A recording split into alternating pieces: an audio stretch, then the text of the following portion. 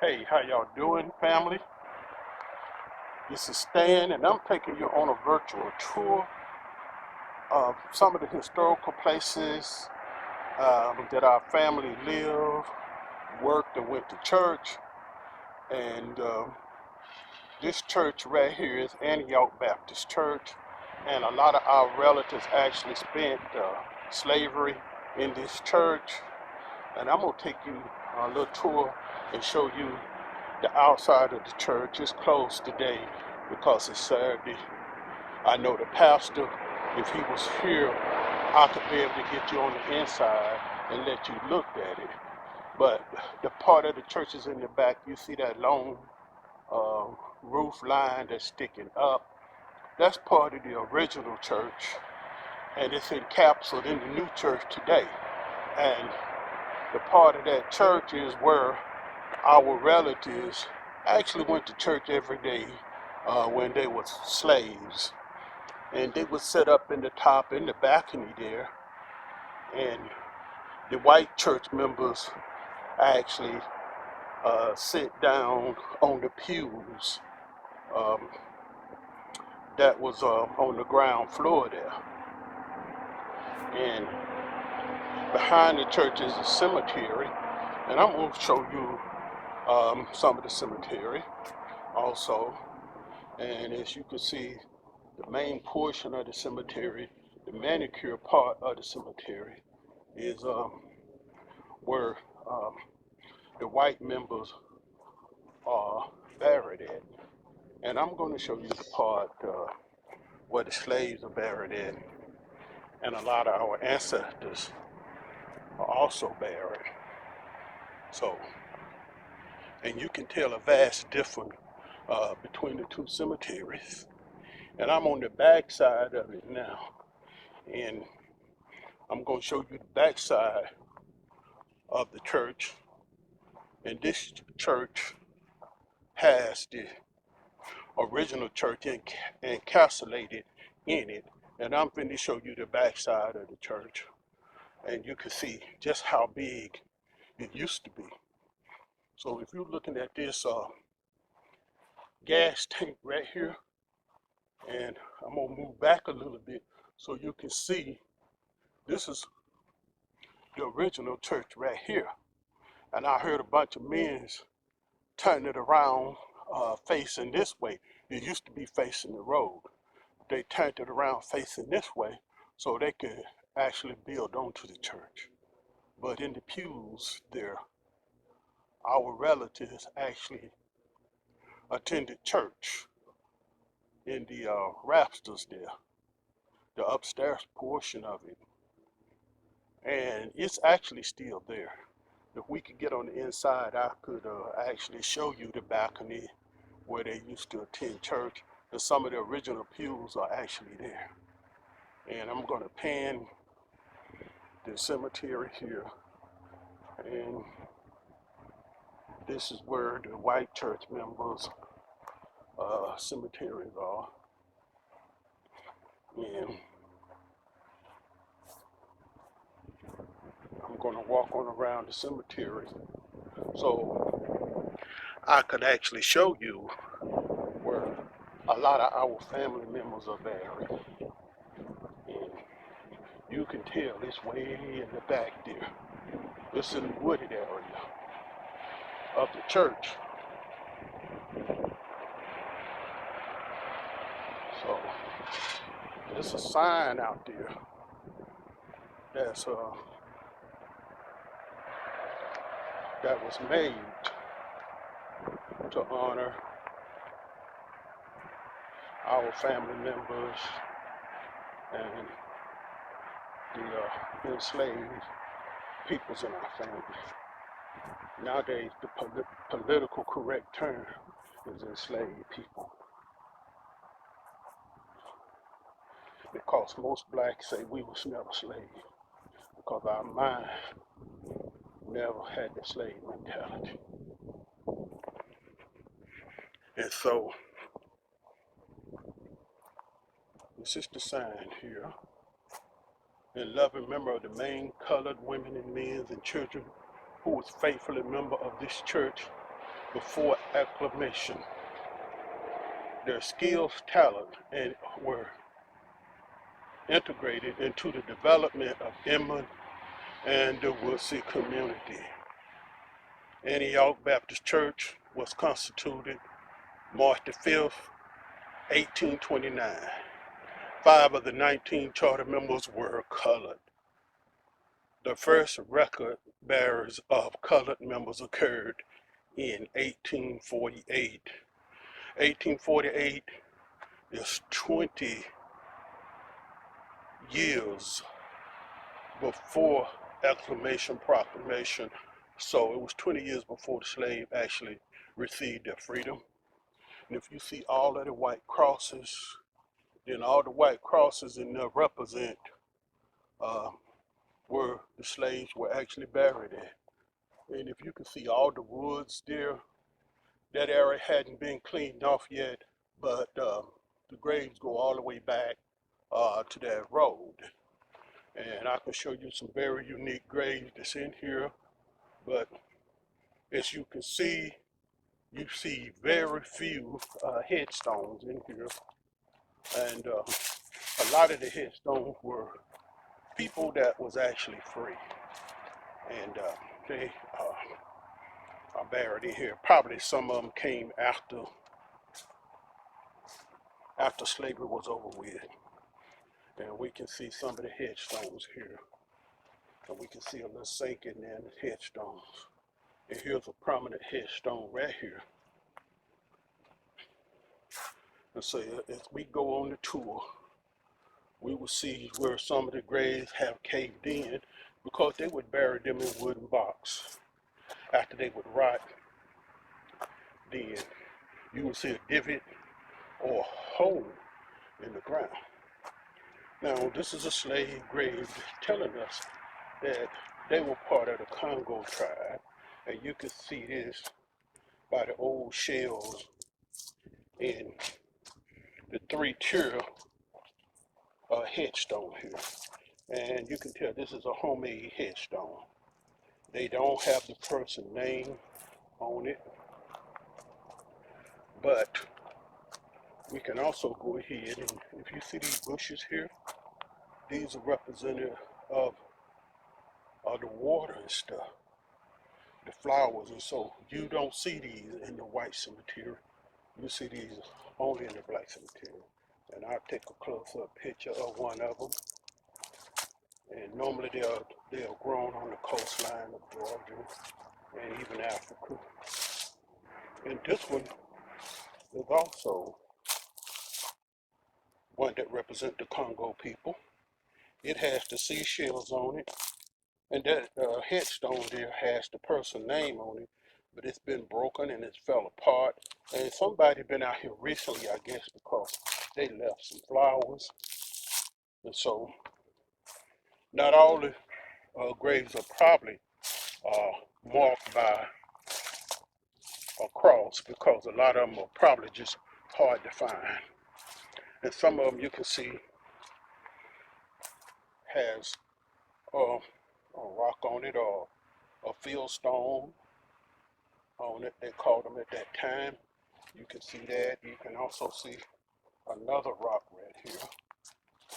And you can see a little small one right here.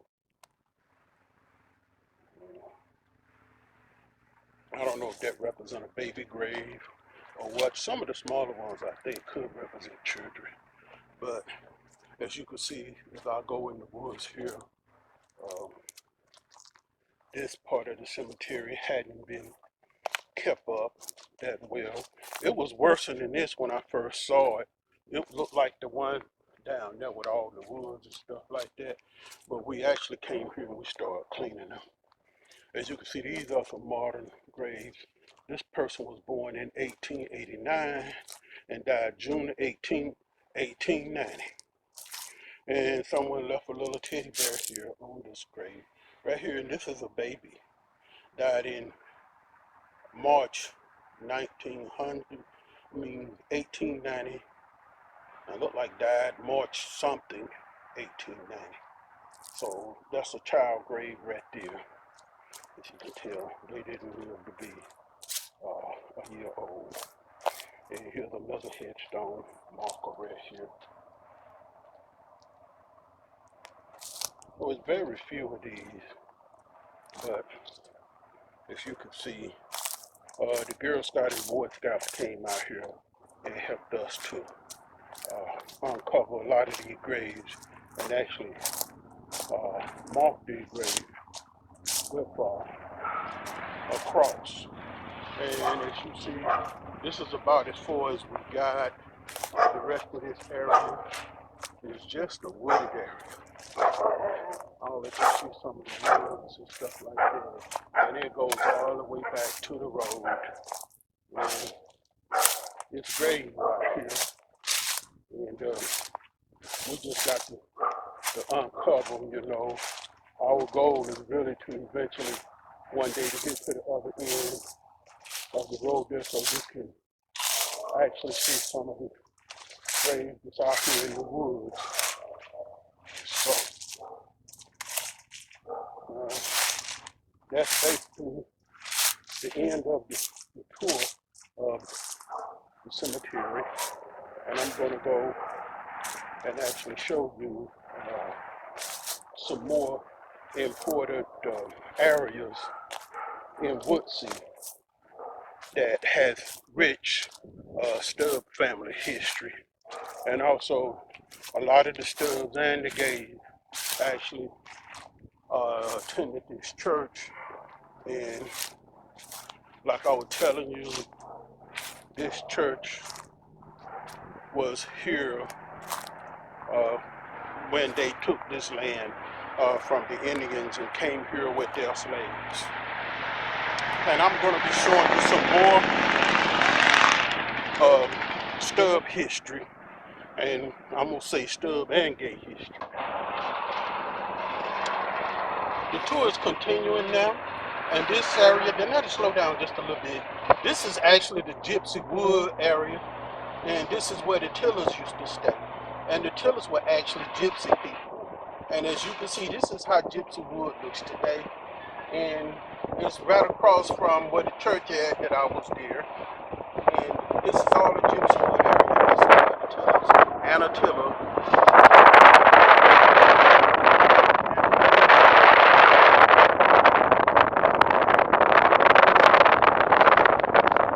And this is the Gypsy Woods area. And the Tillers were actually gypsies. And that's why they're called the Gypsy Wood. Grace took a DNA test. Her DNA test proved that she had Spanish blood in her. And so, as we go a little further on down, and you can see, and you can see Antioch Creek, and that's where the Stubbs used to stay off of this creek right here. And we're going to go on down a little bit, and I'm going to show you where the Stubbs actually used to stay down in this area. And it's not too far from the Tillers. The Tillers and the Stubbs both stayed in the same area. And then make a right here. So we're going to go on down here a little bit. And this is where a lot of the Stubbs used to stay, down in this area. And we're actually seeing what it looks like today. Back then it wasn't nothing but cotton fields, and we're in Woodsey, Georgia. And Woodsey had some of the biggest plantations and stuff. That's where all the money and stuff was actually made, down here in this area. Make a right here, Danetta. And all of this is the area where a lot of the Stubbs members used to stay. This is the area where our relatives actually stayed down in this area. And one of the stories that we do have, one of the oral history stories, is that when General Sherman came down to free the slaves on his march to the sea, a lot of our relatives hid in this particular area here. And Elijah, she got lost from her family, the Berries. And also some of the family that fled down here was the Stars. And also the Fife family. She wind up staying with the Fife family. And many other people thought that she was in fact a Fife.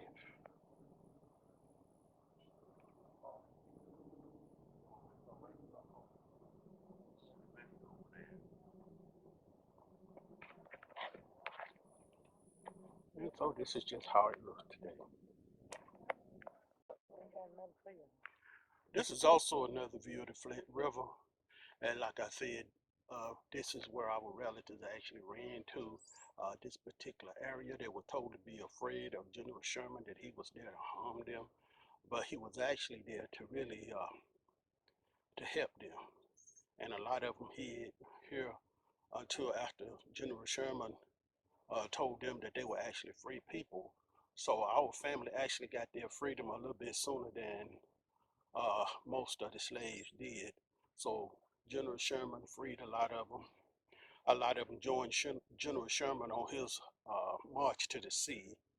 And if you go down to Savannah today, it's a lot of Stubbs down in the Savannah area. I met a couple of people that was friends with a lot of them. So this is the area. Like we said, this is where Elijah and all of them fled to, and Elijah got separated from her family, the Berry family, and she wound up being raised by the Fife family for some time. And also the Stars was down here also. And like we said, the Fife was down here also. So this is how the area looked today. I'm still in Woodsey, and I'm at another cemetery here. And this is the cemetery where some of the Stubbs, the Gays and the family called the Green family are actually buried in this particular cemetery. And as you can see, this headstone right here, this is Wildy Gay Colonel, and he was in the Civil War. And as you can see, they have his grave marked. And over here, we'll see in the back here, if you see these graves that look totally different from other graves, then these are actually slaves. And as you can see, they're letting you know a little bit about their culture. One that I'm kind of looking at right now, that one has seashells and stuff on it. That lets you know that they are Congo people. The other ones I'm not familiar with what those graves are, but as you can see, they have stones around them, and they have a big stone on top of them, and then you can see other little graves just have field stones and stuff like that, or just a piece of rock or something like that on there. And all of these graves are the former slave graves right here. And if you can go on up here, you can see the old church and stuff. And this church is where most of the gays went to, and a lot of the Stubbs family members were actually sold on the steps of Inman to the Gay family. And this is more of their church here. And so as we come on around the church, one thing about Woodsey, Sherman came down through here, and he burned most of it down because this area was rich in cotton. Cotton was everywhere, all over here. They were growing so much cotton that they had to have the railroad come through here to get the cotton to Macon, Georgia, onto Savannah, Georgia. And I'm gonna show you an interesting thing here.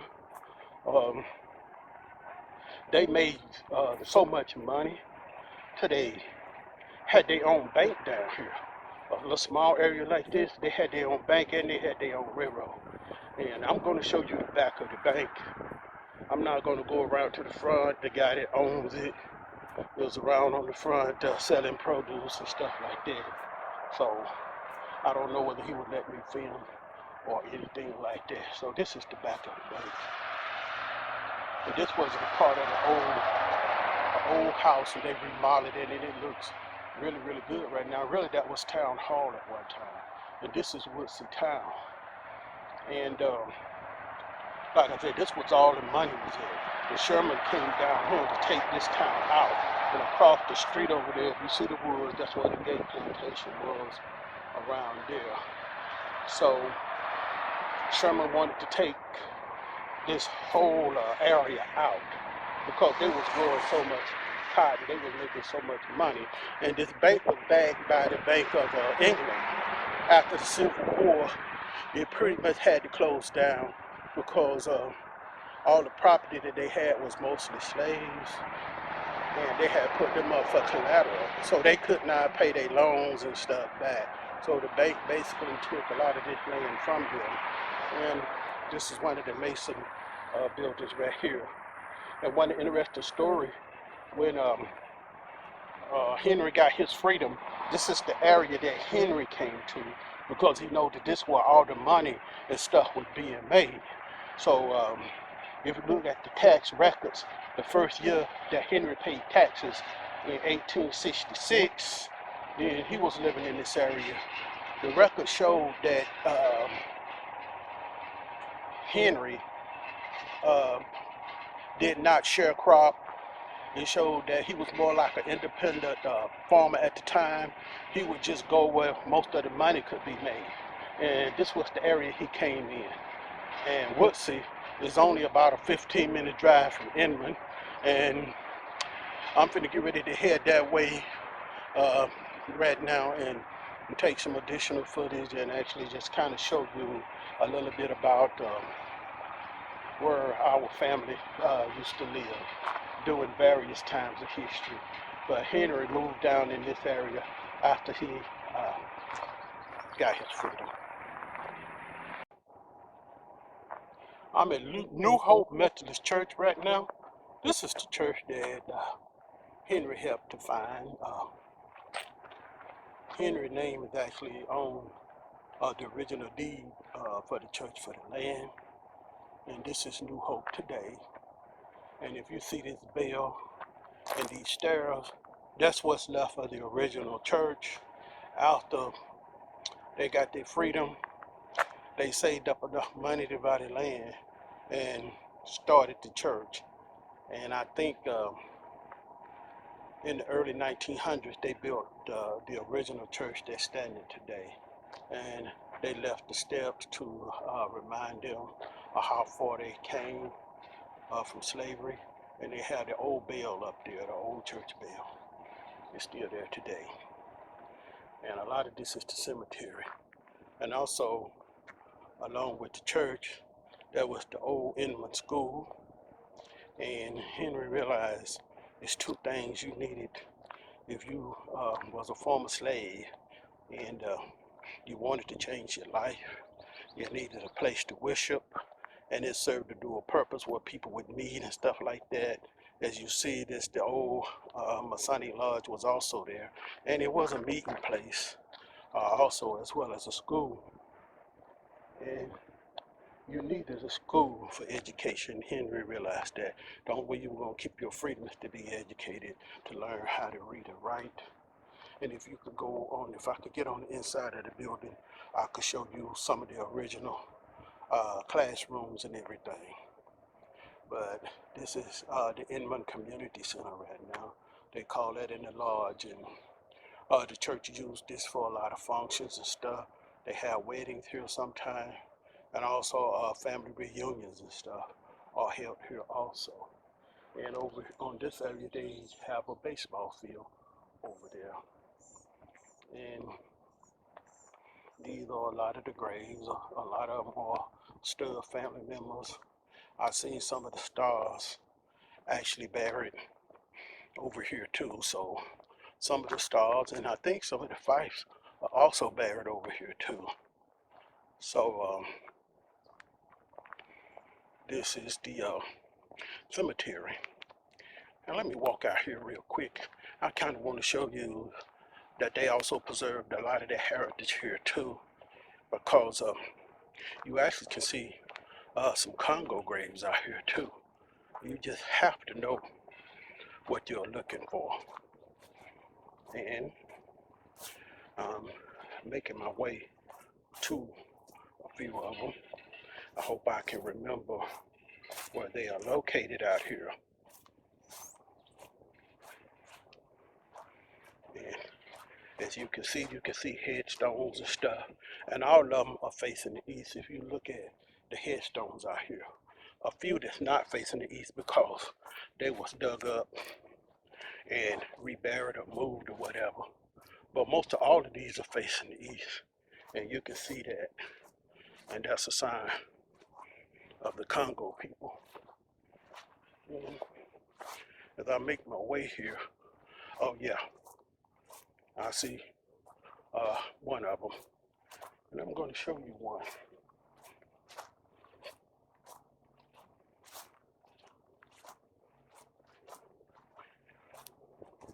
This one you can see very well. As a matter of fact, somebody cut the bush back and they trimmed it a little bit. And you can see this picture here.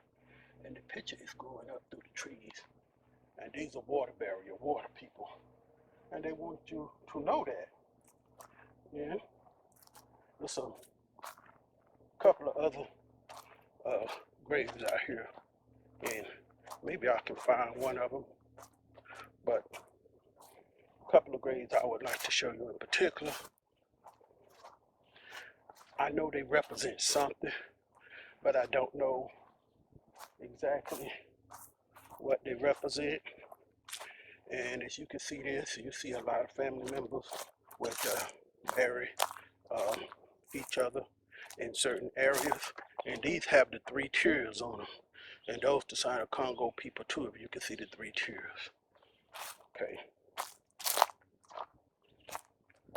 And these graves, I don't know what they are, and I'm going to show them to you. I'm still doing some research on them to try and find out what they represent. Some type of African culture, a country, or something. But here we are. And as you can see, they do look kind of odd. And the writing on one of them is odd. It's got 2 look like H, and it's something wrote in there. I don't know exactly what that is, and I don't know. I don't know what kind of language it might be. But those are the graves. And then next to this one is a bit over. I don't know, somebody had to be awfully strong because there's some type of rebar steel or something in it. And it's fell over that way. I don't know. I don't know what they represent. And as you can see, it's in a big piece of concrete. So I don't know what these represent. But this is where a lot of the Stubbs family members are in here. This the area that they came in once they got their freedom. They didn't go out and buy a lot of stuff. The things they bought was this land so they could have a place to bury their dead. Also, they bought the land so they could build a church and also a school. So this is the first time in history that you're going to see where the Stubbs has started putting things in place to better their family. And we know later on they moved to House Cross Road, and once they got there, they also built a church and they built a school. And one of the first schools that we actually attended was Stubbs School, and it was located not too far from where Louis Stubbs' house is at. So this basically wrapped this part of the tour up, and I'm gonna go to another part and I'm gonna show you some more history. But this is actually the church that Henry helped to start, and Henry helped to build right after the Civil War. I'm here standing in front of the courthouse where Henry and his family was sold at. This is the original courthouse that they were sold at. Most of the courthouses were burned down when General Sherman came marching down through here. But no one really knows why he spared this courthouse. And right here, you see this bench, and this is the world's longest bench. And this probably where Henry and his family sat down and waiting to be auctioned off. And a lot of times they would set the slave down on this long bench right here. And I think it's made from one continuous piece of wood. So, you know, it came from a real long tree. And you used to see the wood where they carved the names and everything in the wood, but now they got some type of, I don't know, concrete or something that's they put over it, I guess, to really preserve it.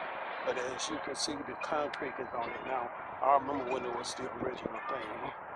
And this is the courthouse, and I'm gonna walk up towards the courthouse so you can get a good view of it. And this what it says right here about this being. It's the world's longest courthouse bench, and the bench is hand-hewed hard pine center beam, and it was used from 1825 to 1965, and it's 58 feet long. And that's when they quit using this courthouse. They have built another one, but they still have this one here for historical reasons. All the records and stuff, they moved them to the new courthouse. As you can see, it was erected in 1825, and that's well into slavery. It was remodeled in 1888 and restored and remodeled in 1865. So this is a valued part of our history, and I think I'm going to really sit down on this bench right now. And I remember one time I sat down on every piece of this bench because I didn't want to miss a spot, because I knew that I would be sitting down on the spot that my relatives sat on when they were sold as slaves. And this is the little downtown area again. This is how it looks today. It has been remodeled and revised, so we'll give you a view of it. And I'm going to walk around the courthouse so you could actually see how it looks today.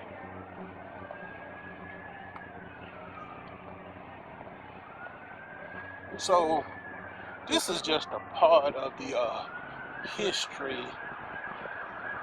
of the Stubbs family, and I just want you to kind of see how things used to be and see areas that our relatives walked in and lived in during their time of slavery and during the time of Reconstruction, all the way to the time that they left and moved to Cherokee County, Alabama. Oh yeah, another thing, this used to hold the records of where Henry and his wife Elijah got married at.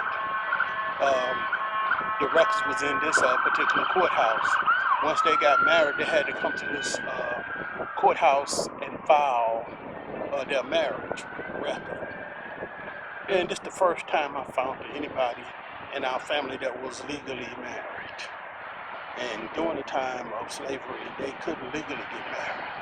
But after slavery, they could legally get married. So Henry and Elijah legally got married, and the records was filed right here at this particular courthouse. And basically this gave them a little bit of a feeling that they were actually human beings, because they could get their children records and stuff filed over here also. Like if you got married during the time of slavery, you could come through the Freedom Bureau and get your marriage and stuff filed, and oftentimes they would put your kids on the record also that you had during the time of slavery. And I'm going to conclude it right now, and we'll probably go into this a little bit more in detail. Hope y'all enjoyed it. This is an old plow, and it belongs to Rachel, and Rachel last name is Hen, but Rachel great great grandfather was Reuben Gay, and of course Reuben Gay was Henry's brother. So this is a plow that Reuben Gay used, and probably Henry too, because they used to share equipment and stuff. And this is the area that Reuben Gay lived on, and this was the Reuben Gay farm. And I'm gonna show you some pictures of it and everything. Let's walk up through here toward the house, and I'm gonna pan it. And they own all of this today. And that's Rachel's house right there. But all of this is owned by the Reuben Gay family. This house was built by Reuben Gay, and it's over 150 years old. And he built this house shortly after he got his freedom from slavery. And Henry spent many a times at this house. So you can kind of see it. I'm gonna go around to the back, because I want you to see this slave bale. And according to Rachel, this was the bale that was used to get them out of the fields and stuff when they were slaves. So as you can see, that's the bale. Hopefully I can get a good picture of it. Hopefully you can in fact see it. That's it right there. This is an old barn that's on the plantation, that's on the Reuben Gay farm. And this used to be owned by William Stubbs, who was once their master. And they wind up buying it. And I think it was a sense of pride for them to actually own something that they had slaved on.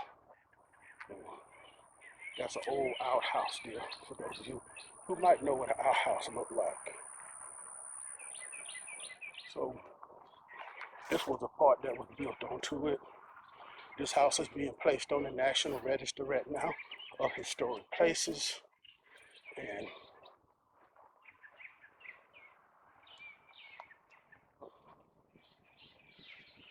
I'm just taking a few pictures of it.